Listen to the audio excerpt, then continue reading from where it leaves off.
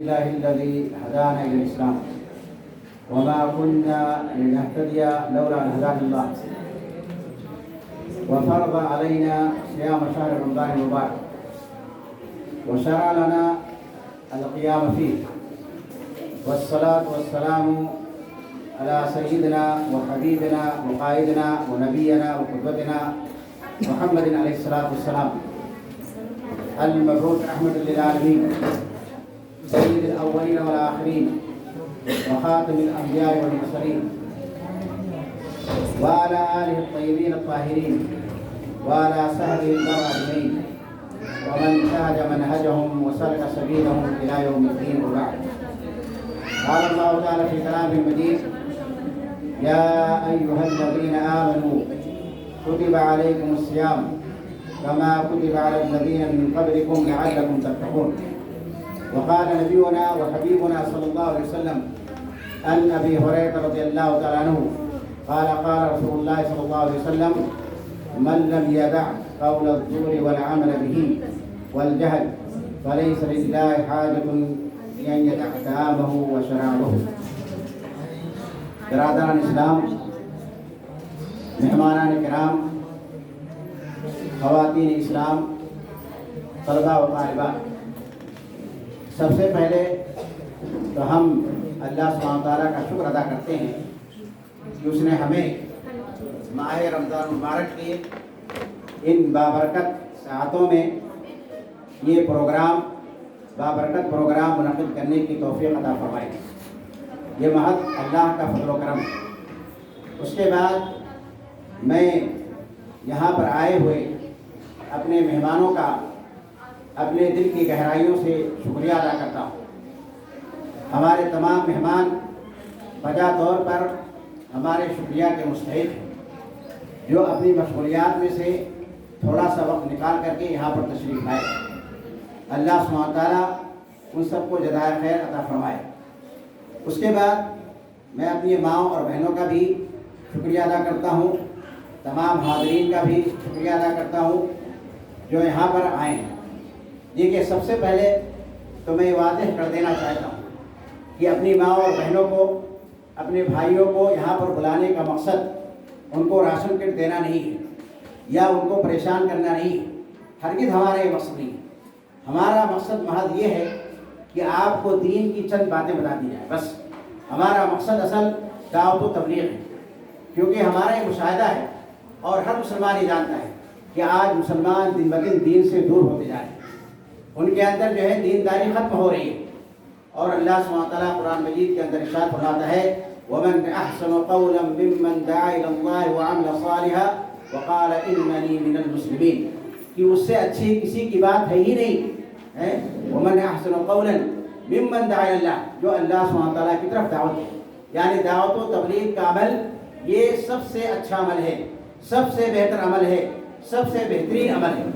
لہذا ہمارا مقصد ہرگز ہی نہیں ہوتا ہے کہ آپ کو پریشان کیا جائے، آپ کے ٹائم کو ضائع کیا جائے یا آپ کو مشقت کے اندر ڈالا جائے، نہیں، یا آپ کو ذلیل کیا جائے. ہمارا مقصد محض اور محض، ہمارا ارادہ، ہماری نیت صرف اور صرف دین کی کچھ باتیں آپ کے سامنے رکھنی ہوتی ہیں. کیونکہ اللہ سبحانہ تعالیٰ ایک دوسری آیت کے اندر فرمایا ہے: فذکر ان نفعت الذکریٰ. اے نبی، آپ نصیحت کیجیے، مسلمانوں کو دین کی باتیں بتائیے، کیونکہ دین کی باتیں یہ نفع بخش ہوتی ہیں، یہ مفید ہوتی ہیں اور فائدہ مند ہوتی ہیں. میں اپنے تمام مہمانوں سے اور اپنی تمام ماں اور بہنوں سے یہ کہنا چاہتا ہوں کہ ہمارا دین دنیا کا سب سے اچھا دین ہے اور ہمارے دین کے اندر ہمارے ہر مسئلے کا حل موجود ہے. لیکن افسوس کی بات ہے کہ ہم مسلمان اپنے دین کے بارے میں کچھ نہیں جانتے. ہمیں یہ نہیں معلوم کہ قرآن ہمارا ہم سے کیا تقاضا کرتا ہے. ہمیں یہ نہیں معلوم کہ ہمیں اللہ سبحانہ تعالیٰ نے کن چیزوں کا حکم کیا ہے. اگر اپنی ماں اور بہنوں سے پوچھا جائے کہ لا الہ الا اللہ محمد رسول اللہ کا کیا میننگ ہے، اس کا کیا معنی مفہوم ہے، تو بہت سارے ہمارے بھائی، بہت سے ہماری مائیں اور بہنیں اس کا جواب نہیں دے پائیں. تو یہ بہت افسوسناک چیز ہے. تو ہمارے بلانے کا مقصد صرف یہ ہوتا ہے کہ آپ لوگوں کو دین کی باتیں بتا دی جائیں. تو یہ یعنی توحید کے طور پر میں نے کچھ باتیں آپ کے سامنے عرض کر دی. اب میں چند باتیں آپ کے سامنے رکھنا چاہتا ہوں جو کہ رمضان سے متعلق ہیں، روزے سے متعلق ہیں اور ہمدردی کے باب سے متعلق ہیں. سب سے پہلی بات جو میں نے آپ کے سامنے آیت تلاوت کی ہے، سورہ بقرہ کی آیت نمبر 183 ہے. اس کے اندر اللہ سبحانہ وتعالیٰ نے ارشاد فرمایا ہے یا ایھا الذین آمنوا کتب علیکم الصیام، اے مسلمانوں تمہارے اوپر روزہ فرض کیا گیا ہے، کما کتب علی الذین من قبلکم، جیسا کہ تم سے پہلے کے لوگوں پر فرض کیا گیا۔ یعنی اللہ سبحانہ تعالیٰ نے ہم مسلمانوں پر بہت بڑا فضل و کرم کیا ہے، یہ اس کا بہت بڑا فضل و احسان ہے، کیونکہ روزہ ایک بہت بڑی عبادت ہے، ایک عظیم الشان عبادت ہے۔ اس سے ہمارا نفس پاک ہوتا ہے، ہمارے کردار کی تعمیر ہوتی ہے۔ یہ اللہ سبحانہ تعالیٰ کی طرف سے ایک ٹریننگ گاہ ہے، یہ کیا ہے، ایک تربیت ہے مسلمانوں کی جاتی ہے۔ اس لیے اللہ سبحانہ تعالیٰ نے بطور نعمت بطور احسان اس کا تذکرہ کیا ہے، اے مسلمانوں یہ ہمارا تمہارے اوپر احسان ہے کہ ہم نے تم کو روزہ جیسی عظیم عبادت سے نوازا ہے۔ کتب علیکم الصیام کما کتب علی الذین من قبلکم، جیسا کہ تم سے پہلے کے لوگوں پر فرض کیا گیا۔ تو اللہ سبحانہ تعالیٰ نے یہی کیوں کہا کہ تم سے پہلے کے لوگوں پر بھی روزہ فرض کیا گیا تھا، اور اس کے اندر کوئی شک شبہ کی بات نہیں ہے۔ دنیا کے اندر جتنی بھی قومیں آئی ہیں، حضرت آدم علیہ السلام سے لے کر کے ہمارے نبی احمد مصطفیٰ محمد مصطفیٰ صلی اللہ علیہ وسلم، سب پر اللہ سبحانہ تعالیٰ نے رمضان کے روزے کو فرض کیا ہے۔ آج بھی آپ دیکھتے ہیں کہ جوز ہو یا کرسچن ہو یا ہندو ہو یا بدھ مذہب کے ماننے والے ہوں، سب کے اندر روزہ کسی نہ کسی شکل میں موجود ہے۔ تو اللہ سبحانہ نے اس کا تذکرہ کیا ہے، اس لیے کیا ہے کہ روزہ بہت ہی عظیم الشان عبادت ہے، ایک ایسی عبادت ہے جس میں ہر زمانہ اور ہر قسم کے لوگوں کے لیے منفعت ہی منفعت ہے، فائدہ ہی فائدہ ہے، مصلحت ہی مصلحت ہے۔ اسی وجہ سے اللہ سبحانہ تعالیٰ نے اس کو دوسری قوموں کے اوپر کیا کیا تھا، فرض کیا تھا۔ اور اسی کے ساتھ اللہ سبحانہ تعالیٰ ہم مسلمانوں کو یہ بتانا چاہتا ہے، ہم کو یہ مطلع کرنا چاہتا ہے کہ یہ مسلمانوں تم گھبراؤ نہیں، روزہ رکھنا یہ کوئی مشقت کی چیز نہیں ہے، یہ کوئی پریشانی کی چیز نہیں ہے، یہ کوئی نئی چیز نہیں ہے، بلکہ ایک پرانی چیز ہے۔ اور تم سے پہلے کے مسلمان بھی، تم سے پہلے کے انسان بھی یہ روزہ رکھتے آئے ہیں، لہذا تم کو اس پر پریشان ہونے کی ضرورت نہیں ہے۔ اور اس کے ذریعے سے اللہ سبحانہ تعالیٰ ہم مسلمانوں کے اندر ترغیب رغبت پیدا کرنا چاہتا ہے کہ تم دوسری قوموں سے روزہ رکھنے میں پیچھے مت رہنا، بلکہ تم کوشش کرنا کہ دوسری قوموں سے روزہ رکھنے کے معاملے میں آگے بڑھ جاؤ۔ اس لیے اسلام کے اندر صرف رمضان کا روزہ نہیں ہے، رمضان کا روزہ رکھنا تو یہ فرض ہے، لیکن اس کے علاوہ بہت سارے روزے پائے جاتے ہیں جو نفلی روزے ہیں، جن میں سے ایام بیس، یعنی ہر مہینے کے اندر، ہر مہینے کے 13، 14، 15 کو روزہ رکھنا، یا اسی طرح سے خمیس یعنی جمعرات کے دن روزہ رکھنا، اور اثنین یعنی سوموار کے دن روزہ رکھنا، اور بھی بہت سارے روزے ہیں، عاشورہ کا روزہ ہے، تاسوعہ کا روزہ ہے، تو بہت سارے روزے ہیں۔ اور اسی طرح سے رمضان کے بعد جو 6 نفلی روزے شوال کے اندر رکھے جاتے ہیں۔ تو اللہ سبحانہ تعالیٰ نے مسلمانوں کو رغبت دلائی ہے کہ تم روزہ سے پریشان نہیں ہونا، بلکہ دوسرے قوموں سے جو ہے روزہ رکھنے کے اندر سبقت کر جانا۔ اسی لیے اللہ سبحانہ تعالیٰ نے فرمایا کما کتب علی الذین من قبلکم۔ اس کے بعد اللہ سبحانہ تعالیٰ فرماتا ہے لعلکم تتقون، یعنی اللہ سبحانہ تعالیٰ نے یہ روزہ رکھنے کا جو فلسفہ ہے، اس کی جو حکمت ہے، اس کی جو وجہ ہے، اس کا جو ریزن ہے، اس کے اندر واضح کیا ہے کہ ہم نے روزہ تمہارے اوپر فرض کیا ہے تو اس کا مقصد تم کو پریشان کرنا نہیں ہے، تم کو بھوکا اور پیاسا مارنا نہیں ہے، بلکہ اس کا مقصد کیا ہے، اس میں تمہارا ہی فائدہ ہے، اور وہ فائدہ کیا ہے، تمہارے اندر تقویٰ پیدا کرنا ہے۔ اب آپ یہ سوال کریں گے تقویٰ کی کیا تعریف ہے، اس کی ڈیفینیشن کیا ہے، تقویٰ کی چیز کو کہتے ہیں؟ تو تقویٰ کی جو سب سے مختصر اور سب سے اچھی تعریف ہے وہ یہ ہے کہ الاتیان بالاوامر والاجتناب عن النواہی، کہ آپ جو احکام اللہ سبحانہ تعالیٰ نے دیے ہیں ان کو ادا کریں، اور جو نواہی ہیں، منہیات ہیں، محرمات ہیں، برائیاں ہیں، گناہ ہیں، ان سے آپ رک جائیں۔ تو گویا کہ تقویٰ کے اندر 2 پہلو پائے جاتے ہیں۔ ایک پہلو کیا ہے کہ آپ نیک کام کریں، جتنے بھی نیک کام، نماز پڑھیں، روزہ رکھیں، حج کریں، عمرہ کریں، صدقہ و خیرات کریں، ذکر و اذکار کریں، والدین کی اطاعت کریں، اور جو بھی اچھے کام ہیں، غریبوں مسکینوں کی مدد کریں، سب اچھے کام اس کے اندر شامل ہیں۔ یہ تقویٰ کا پہلا پہلو ہے۔ تقویٰ کا دوسرا پہلو کیا ہے کہ جتنے بھی برے کام ہیں، جتنے بھی گناہ ہیں، ان سب سے کیا ہو جائیں، ان سب سے آپ رک جائیں۔ جھوٹ نہ بولیں، چوری نہ کریں، کسی کو دھوکہ نہ دیں، حرام نہ کھائیں، رشوت نہ کھائیں، جتنے بھی برے گناہ ہیں ان تمام چیزوں سے آپ کیا کریں، آپ رک جائیں۔ یہ تقویٰ کے 2 پہلو ہوتے ہیں۔ تو اللہ سبحانہ تعالیٰ نے فرمایا لعلکم تتقون، روزہ فرض کرنے کا مقصد یہ ہے کہ مسلمان کیا متقی بن جائیں، اہل تقویٰ کے اندر ان کا شمار ہو اور ان کے اندر تقویٰ پیدا ہو جائے۔ اب دیکھیے کہ اللہ سبحانہ تعالیٰ کا جو فرمان ہے وہ بالکل سچا فرمان ہے، ہمارے رب نے سچا کہا ہے، اس کا وعدہ ہے، اور وہ کبھی بھی وعدہ خلافی نہیں کرتا ہے۔ لیکن پھر کیا وجہ ہے کہ مسلمان साल हर साल रोज़ा रखते आते हैं। इस साल में रमज़ान का महीना आया, मुसलमानों के अंदर रूहानियत थोड़ी सी बढ़ जाती है, मस्जिदें आबाद हो जाती हैं, तिलावत कुरान से फ़िज़ाएं मुअत्तर हो जाती हैं, मुसलमानों के अंदर रूहानियत पैदा हो जाती है। लेकिन क्या वजह है कि उनके अंदर तक़वा नहीं पैदा हो पाता है? ऐसा तो हो नहीं सकता है कि अल्लाह सुब्हानहू तआला का कौल झूठा हो, माअज़ल्लाह, नऊज़ बिल्लाह, या अल्लाह सुब्हानहू तआला का वादा सच्चा ना हो। ऐसा तो हो ही नहीं सकता है। तो फिर क्या वजह है कि हम मुसलमानों के अंदर तक़वा नहीं पैदा होता है? और बल्कि मुसलमान रोज़ा के बाद फिर अपनी पुरानी रविश के ऊपर लौट आते हैं। वो अपनी पुरानी डगर के ऊपर क्या होते हैं? लौट जाते हैं। झूठ बोलते हैं, चुगली करते हैं और धोखा देते हैं, ज़िनाकारी करते हैं, शराब पीते हैं और इसी तरह से अपनी ड्यूटी को अच्छी तरह से अंजाम नहीं देते हैं, हरामखोरी करते हैं। सब जितनी भी बुराइयां हैं दुनिया की, सब मुसलमानों के अंदर पाई जाती हैं। तो तक़वा आखिरकार क्यों नहीं पैदा होता है? तो मैंने आपको बताया कि तक़वा के दो पहलू। पहला पहलू अहकाम को अंजाम देना है और उसके अंदर क्या होना चाहिए? इखलास होना चाहिए, लिल्लाहियत होनी चाहिए, खुशबुदू होना चाहिए। लेकिन ये चीज़ मुसलमानों के अंदर नहीं पाई जाती। दूसरी चीज़ क्या है? जो दूसरा पहलू तक़वा का, रमज़ान का जो दूसरा तकादा है, बुराइयों से दूर रहना, ये तो सरासर मुसलमानों के अंदर नहीं पाया जाता। हजारों में चंद मुसलमान आपको मिलेंगे जिनके अंदर ये दूसरा पहलू पाया जाता है। कितने मुसलमान हैं जो रोज़ा ही नहीं रखते? ये किस कदर बदबख्ती की बात है, बदनसीबी की बात है। वो मुसलमान कितना बड़ा बदबख्त है जो रमज़ान का महीना पाता है और फिर रमज़ान का रोज़ा नहीं रखता है। उसके ऊपर अल्लाह उसके रसूल की लानत होती है। नबी करीम सल्लल्लाहु अलैहि वसल्लम ने इरशाद फरमाया कि कोई भी मुसलमान जो रमज़ान का महीना पाले और अपनी मग़फ़िरत ना करा ले तो उसके ऊपर क्या होती है? अल्लाह और उसके रसूल और उसके फरिश्तों की लानत। आप सोचिए।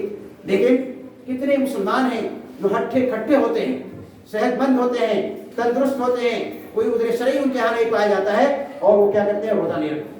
पिछले साल की बात है, इसी स्कूल के अंदर मैंने एक प्रोग्राम मुनक़िद किया था और मैंने अपने भाइयों की मदद के लिए उनके रुपया तक़सीम किया था। तो जितने मुसलमान भाई आए थे उनमें से कोई भी रोज़ादार नहीं, नऊज़ बिल्लाह, सब हट्टे कट्टे, सब कमाने वाले, लेकिन कोई भी रोज़ा नहीं था। किस कदर अफसोस की बात है। इसीलिए आज मुसलमान दुनिया के अंदर क्या है? मारे जाते हैं, ज़लील व ख्वार। फिर जो लोग रोज़ा रखते हैं उनमें से अक्सरियत गुनाहों से बचती नहीं है। कितनी हमारी माँ और बहनें होंगी जो रोज़ाना झूठ बोलती हैं, ग़ीबत करती हैं, चुगली करती हैं, नमाज नहीं पढ़ती हैं, धोखा देती हैं, दूसरों को सताती हैं, जुल्म सितम करती हैं। ऐसे कितने हमारे मुसलमान भाई हैं। तो अल्लाह ताला ने फरमाया तुम्हारे अंदर तक़वा पैदा होगा, हमारी ये बात सच्ची है। लेकिन जब तुम क्या करोगे? तक़वा के दोनों तकादों को पूरा करोगे। रमज़ान का जो तकादा है उसको तुम अदा करोगे और दोनों पहलुओं को अपनाओगे, तब ये चीज़ पूरी होगी। अगर कोई एक पहलू गायब हो गया तो तुम्हारे अंदर तक़वा नहीं पैदा हो सकता है। तो हम मुसलमानों को क्या करना चाहिए? अपने रोज़े का जायज़ा लेना चाहिए और हमें ये देखना चाहिए क्या हम रमज़ान के तकादों को पूरा कर रहे हैं या ना पूरा कर रहे हैं। तक़वा के जो दोनों पहलू हैं उसके ऊपर हम अमल कर रहे हैं कि हम अमल नहीं कर रहे हैं। तो ये बहुत ही अहम चीज़ है और यही पैगाम मैं आप सबको देना चाहता हूँ कि अल्लाह सुब्हानहू तआला की बात बिल्कुल सच्ची है, 100% सच्ची है। अल्लाह सुब्हानहू तआला का वादा सच्चा है। उसके अंदर अल्लाह सुब्हानहू तआला कभी भी वादा खिलाफी नहीं करता है, लेकिन कभी जो है वो हम मुसलमानों के अंदर करें। इसीलिए आजकल हमारे अंदर तक़वा पैदा नहीं होता है और अल्लाह सुब्हानहू तआला ने रमज़ान के साथ तक़वा को जोड़ा है। तो उसकी असल वजह ये है कि तक़वा पैदा करने का अगर मुसलमानों के पास कोई सबसे बड़ा सबब है तो रमज़ान है। तक़वा किस तरह से पैदा होता है, अगर मैं इसके बारे में रोशनी डालूंगा तो बात बहुत लंबी हो जाएगी, लिहाजा मैं उसको नहीं बताता हूँ। तक़वा क्या, यानी आप रमज़ान के अंदर देखिए, रमज़ान के अंदर बहुत सारी इबादतें पाई जाती हैं। ऐसी इबादतें हैं जो दूसरे महीनों के अंदर नहीं पाई जाती।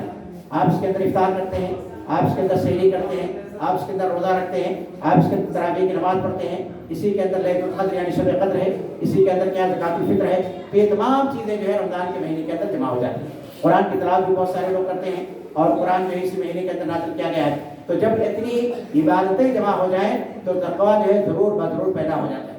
और इसीलिए अल्लाह सुब्हानहू तआला ने फरमाया है अस्सौमु ली व अना अज्ज़ी बिही, कि रोज़ा जो है मेरे लिए है और मैं ही उसका बदला दूंगा। क्योंकि रोज़ा के अंदर जो है रिया या नमोद या शहरत वगैरह या इस तरह की दूसरी चीज़ें नहीं पाई जाती। खैर, रमज़ान के ताल्लुक़ से जो मैं आपको पैगाम देना चाहता था वो यही है कि आप अपना रोज़ा हकीकी तौर पर रखें, जैसा कि हदीस में भी नबी करीम सल्लल्लाहु अलैहि वसल्लम ने इरशाद फरमाया है। उसका दूसरा पहलू यानी तक़वा का जो दूसरा पहलू है या रमज़ान का जो दूसरा पहलू है वो हदीस के अंदर बयान किया गया है। یہ حضرت ابو ہریرہ رضی اللہ تعالیٰ عنہ کی روایت ہے.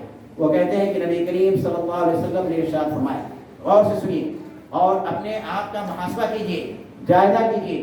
نبی کریم صلی اللہ علیہ وسلم نے کیا فرمایا کہ من لم یدع قول الزور والعمل به والجهل, کہ جو مسلمان روزہ رکھتے ہوئے بھی جھوٹ بولنا اور اس کے مطابق عمل کرنا نہ چھوڑے, جہالت, نادانی, بیوقوفی کی باتوں کو نہ چھوڑے, ولیس للہ حاجۃ, تو اللہ سبحانہ تعالیٰ کو اس کی کوئی ضرورت نہیں ہے کہ یہ یدع طعام ہو شراب ہو, جو اپنا کھانا اور پینا ہے. یعنی آپ کا روزہ اس کا کوئی اثر آپ کے اوپر نہیں ہوگا, آپ کو روزے کا کوئی ثواب نہیں ملے گا, آپ صرف بھوکے اور پیاسے رہے. ایک دوسری روایت کے اندر ہے, یہ بھی حضرت ابو ہریرہ رضی اللہ تعالیٰ عنہ کی روایت ہے. وہ کہتے ہیں کہ نبی کریم صلی اللہ علیہ وسلم نے ارشاد فرمایا رب صائم لیس له من صیامه الا الجوع ورب قائم لیس له من قیامه الا السہر, کہ کتنے روزہ دار ہیں جن کو روزہ رکھنے سے بھوک پیاس کے علاوہ کچھ نہیں ملتا ہے, اور کتنے یعنی شب گزار ہیں, رات کو عبادت کرنے والے ہیں, قیام اللیل ادا کرنے والے ہیں, لیکن ان کو ان کے قیام اللیل سے شب بیداری یا رات جگہ کے علاوہ کچھ نہیں حاصل. آپ کا روزہ بھی برباد ہو جاتا ہے, آپ کی رات کی عبادت بھی برباد ہو جاتی ہے, کیونکہ اس کے اندر اخلاص نہیں پایا جاتا ہے, کیونکہ آپ برائیوں سے جو ہے پرہیز نہیں کرتے ہیں. اسی لیے ایک تیسری روایت کے اندر ہے کہ لیس الصیام من الاکل والشرب, کہ روزہ جو ہے یہ کھانے پینے کو چھوڑ دینے کا نام نہیں ہے, یا اپنی بیوی سے ہم بستری کرنے کا نام نہیں ہے, بلکہ اصل روزہ کیا ہے, اصل روزہ یہ ہے کہ آدمی گناہوں کو چھوڑ دے, گناہوں سے کیا ہو جائے, دور ہو جائے. یہاں تک کہ جو لایانی باتیں ہیں, انما الصیام من اللغو والرفث, کہ روزہ کیا ہے کہ آپ لغو بات بھی نہ کریں, یعنی بیہودہ بات, لایانی بات, بیکار کی بات بھی آپ اپنی زبان سے نہ نکالیں. اور اگر کوئی آدمی آپ کو گالی دیتا ہے تو کیا آپ اس کو گالی دیں گے؟ نہیں, آپ اس کا جواب نہ دیں, بلکہ آپ اس سے کہیں انی صائم, کہ میں روزہ سے ہوں, میں روزہ. یعنی الحمدللہ, سبحان اللہ, کتنی عمدہ تعلیمات ہیں, کتنی شاندار, کتنی بیش قیمتی تعلیمات ہیں. اللہ سبحانہ تعالیٰ اس کے رسول اپنے مسلمان بھائیوں کو سکھا رہے ہیں اس طرح سے روزہ کے اندر کیا ہوتی ہے, تربیت ہوتی ہے. تو مسلمان بھائیوں, جب تک ان دونوں پہلوؤں پر ہم توجہ نہیں دیں گے, جب تک ہم رمضان کے دونوں تقاضوں کو جمع نہیں کریں گے, ہمارے اندر تقویٰ ہرگز نہیں پیدا ہوگا. اور آج جو مسلمانوں کی حالت ہے کہ ان کے اندر تقویٰ نہیں پیدا ہوتا ہے, اس کی اصل وجہ ہے کون سی ایسی بیماری ہے, کون سی ایسی برائی ہے جو مسلمانوں کے اندر پائی نہیں جاتی. میں یعنی مختصر طور پر ایک بات یہ کہنا چاہتا ہوں کہ یہ رمضان کا مہینہ ہے, اور رمضان جو ہمدردی کا مہینہ ہے, غمخواری کا مہینہ ہے, فقیروں, مسکینوں, بیواؤں اور یتیموں کی مدد کرنے کا مہینہ ہے. تو اس سلسلے میں ایک روایت ہے نبی کریم صلی اللہ علیہ وسلم کی, اس کے اندر یہ فرمایا گیا ہے کہ نبی کریم صلی اللہ علیہ وسلم, یہ حضرت عبداللہ بن عباس کی روایت ہے کہ کان رسول اللہ صلی اللہ علیہ وسلم اجود الناس بالخیر, کہ نبی کریم صلی اللہ علیہ وسلم لوگوں میں سب سے زیادہ, آپ کی سخاوت سب سے زیادہ, آپ اللہ کے پیغمبر ہیں, آخری رسول ہیں, اللہ سبحانہ تعالیٰ نے آپ کو بخش کیا ہے, آپ کے اگلے گناہوں کو بھی, آپ کے پچھلے گناہوں کو بھی. آپ سے افضل نہ اس دنیا کے اندر کوئی پیدا ہوا اور نہ قیامت کا کوئی پیدا ہوگا, لیکن نبی کریم صلی اللہ علیہ وسلم لوگوں میں سب سے زیادہ سخی, اتنے زیادہ سخی تھے کہ آپ اپنے گھر کے اندر کچھ بھی نہیں چھوڑتے تھے, جو کچھ بھی آتا تھا اس کو تقسیم کر دیتے تھے. کبھی کبھی ایسا ہوتا تھا 1 ہفتہ, 2 ہفتہ, 3 ہفتہ, 1 مہینہ گزر جاتا تھا اور آپ کے گھر کے اندر چولہا نہیں جلتا تھا, اور آپ جو کھجور اور پانی کھا کر کے کیا کرتے تھے, گزارا کیا کرتے تھے. تو نبی کریم صلی اللہ علیہ وسلم کے بارے میں حضرت عبداللہ بن عباس فرماتے ہیں کان رسول اللہ صلی اللہ علیہ وسلم اجود الناس بالخیر وکان اجود ما یکون فی شہر رمضان حتی اسلم, اور آپ کی سخاوت رمضان میں سب سے زیادہ ہوتی. یعنی جب رمضان کا مہینہ آتا تھا تو آپ کی سخاوت جو ہے اور زیادہ بڑھ جاتی تھی, اور پورے رمضان آپ کا یہی معمول رہتا تھا. روزانہ آپ جو ہے فقیروں کو, مسکینوں کو, مسلمانوں کو صدقہ و خیرات کیا کرتے تھے اور ان کی مدد کیا کرتے تھے. فیاتی ہے جبریل فیعرض علیہ القرآن, اور دوسرا دستور کیا تھا کہ نبی کریم صلی اللہ علیہ وسلم رمضان میں حضرت جبریل علیہ السلام کے ساتھ قرآن کا دور کیا کرتے تھے, قرآن کو پڑھتے تھے. یعنی حضرت جبریل علیہ السلام نبی کریم صلی اللہ علیہ وسلم کے پاس آتے تھے اور نبی کریم صلی اللہ علیہ وسلم ان کو قرآن پڑھتے تھے, سناتے تھے. فَإِذَا لَقِيهُ جبریل, اور جب جبریل علیہ السلام سے آپ کی ملاقات ہوتی, کان رسول اللہ صلی اللہ علیہ وسلم اجود بالخیر من الريح المرسلہ, تو نبی کریم صلی اللہ علیہ وسلم کیا کرتے تھے, تیز ہوا سے بھی, آندھی سے بھی زیادہ سخی بن جاتے, یعنی آپ کی سخاوت جو ہے بہت زیادہ ہو جاتی. تو آپ خود سوچیے, یہ رمضان کا مہینہ ہے, اور رمضان کا اور جود و سخاوت کا بہت ہی گہرا تعلق ہے. لہذا اس مہینے کے اندر جب ایک مسلمان بھائی جو کہ مالدار ہے جب وہ بھوکا پیاسا رہتا ہے تو اسے اپنے فقیر بھائیوں کی بھوک اور پیاس کا احساس ہوتا ہے.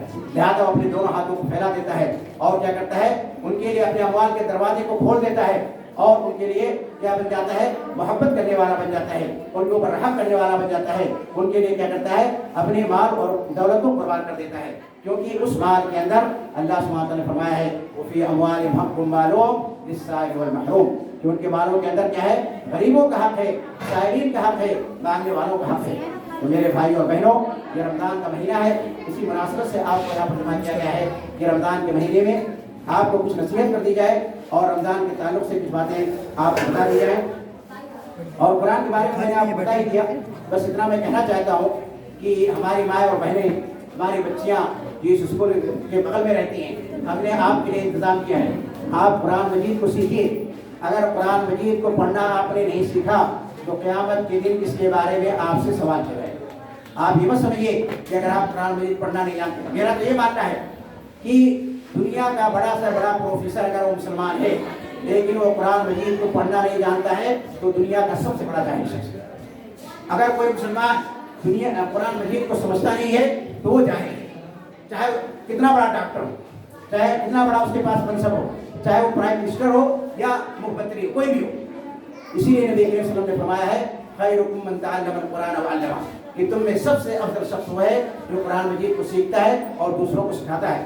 آپ نے یہ نہیں فرمایا کہ تم میں سب سے افضل شخص وہ ہے جو طب کو سیکھتا ہے, ڈاکٹر بنتا ہے, ڈاکٹری کو سکھاتا ہے.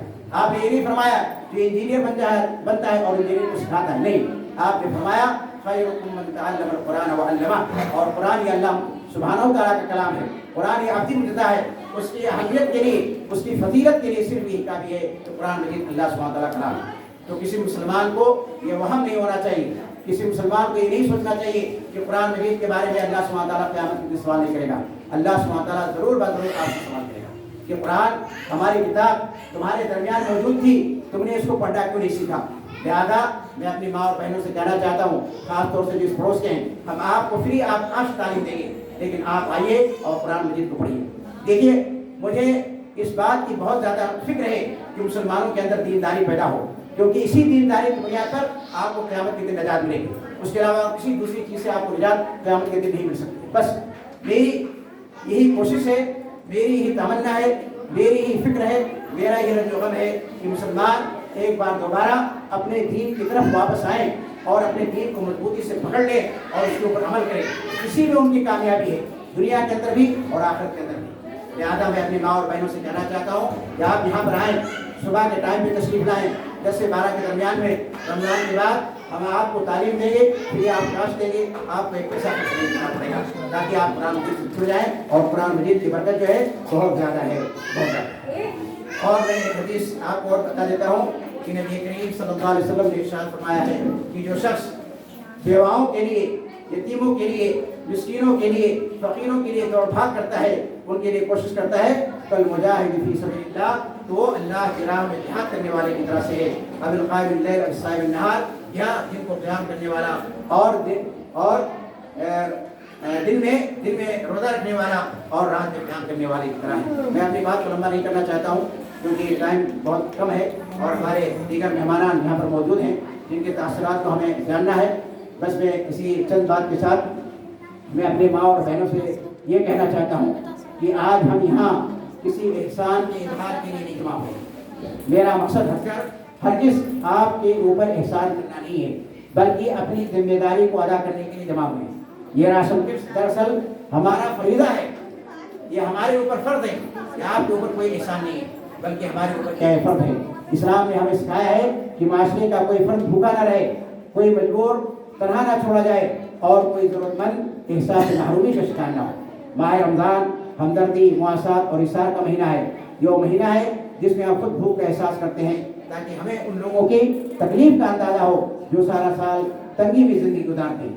اگر ہمارے روزے ہمیں فقراء و مساکین قریب نہ کریں تو ہمیں اپنے روزوں پر بھی غور کرنا چاہیے. اور میں اپنے معزز مہمانوں سے کہنا چاہتا ہوں کہ ہماری تنظیم کی طرف سے یا ہمارے ادارے کی طرف سے ایک معمولی سی کوشش ہے, اور اگر آپ کا سپورٹ ہمیں ملا रमज़ान के महीने में और उसके बाद भी तो इंशाअल्लाह हमारी सरगर्मी के अंदर मज़ीद इजाफा होगा। हम यही चाहते हैं कि दीन का काम हर फर्द तक पहुँचे, हर मोहल्ले तक पहुँचे, हर गली तक पहुँचे। और ये दीन का काम सबसे ज़रूरी काम है। वो याद ये ना समझे कि दीन का काम बेकार काम है, जैसा कि आप लोग बहुत सारे लोग समझते हैं। नौज़ बिल्लाह, जो शख्स ऐसा तस्वुर करे कि दीन का काम हल्का काम है या दीन का काम सबसे बेकार काम है, तो वो हरगिज़ मुसलमान नहीं है, बल्कि वो दायरे इस्लाम से खारिज हो जाता है। अब मैं इसी पर अपनी बात को खत्म करता हूँ और मैं अपने तमाम मुआवरीन का, अपने तमाम मेहमानों का और अपने अतिया दहिंदगान का इसके लिए डोनेशन करते हैं और कारकुनान का भी शुक्रिया अदा करता हूँ, अपने असादा का भी शुक्रिया करता हूँ और मौलाना मोहम्मद अकरम सलामी साहब का भी शुक्रिया करता हूँ, जो माशाअल्लाह अल्हम्दुलिल्लाह बहुत ज़्यादा मेहनत करते हैं इन तमाम प्रोग्रामों को ऑर्गेनाइज करने के लिए। और इनकी मेहनत का नतीजा है ये तमाम प्रोग्राम जो है कामयाब होते हैं। अल्लाह सुब्हानहू व तआला हम सभी को उसका अज्र दे और क़यामत के दिन के लिए इसे हमारे मीज़ान हसनात के अंदर ज़ख़ीरा बनाए और उसके ज़रिए निजात बनाए। व आख़िरु दावाना अल्हम्दुलिल्लाहि रब्बिल आलमीन। बहुत बहुत शुक्रिया तमाम।